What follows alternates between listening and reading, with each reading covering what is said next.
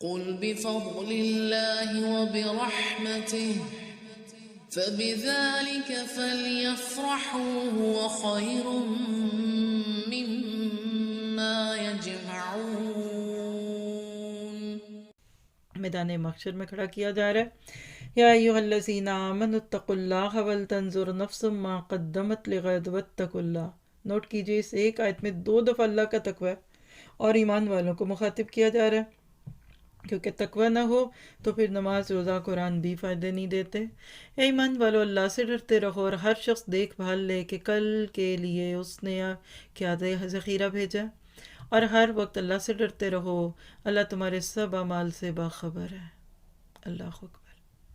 کل، یہ وہ کل نہیں ہے آپ جو پوچھتے ہیں کل کیا پکائیں گے، ہائے بچوں کا کل کیا ہوگا، ان کی شادیاں کہاں ہوں گی. آج ہم پیٹ کاٹ کاٹ کر اپنے بچوں کے مستقبل کو سنوارنے کی کوششیں کرتے ہیں، لیکن اللہ آپ کو مجھے اس کل یعنی اس موت کے بعد کی زندگی کا نام ہے ایک بگ کل. اور یہ جو آج کی زندگی نا 40 50 60 سال، یہ ایک بگ آج ہے، ٹوڈے.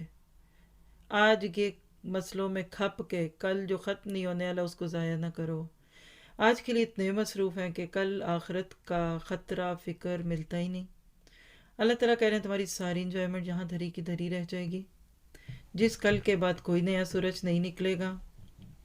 اور یہ وہ لوگ تھے جو ایمان کا دعویٰ تو کرتے تھے لیکن کل کی تیاریاں نہیں تھیں.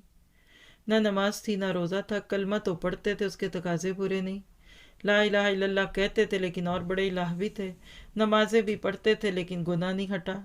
دنیا کی خواہشات پوری کرنے میں اور لائف سٹائل کو نہ بدلنے کے لیے تھے. تو اللہ کہتے ہیں وَلْتَنْظُرْ نَفْسٌ مَّا قَدَّمَتْ لِغَدٍ. یہ لغت کیا ہے؟ کسی ایڈمن سے پوچھئے گا کہ نور القرآن کی زبان میں لغت کیا ہے، تو پھر آپ کو پتہ چلے گا کہ یہ خوبصورت پروجیکٹ ہے کہ جس کے اوپر ہمارے آن سائٹ اداروں کی پہلی اینٹ پڑی.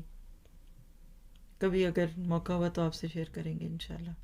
اللہ سے ڈرتے رہو. کیوں؟ تاکہ کئی ایمان والے نہیں ڈرتے. اللہ تمہارے سب اعمال سے باخبر ہے.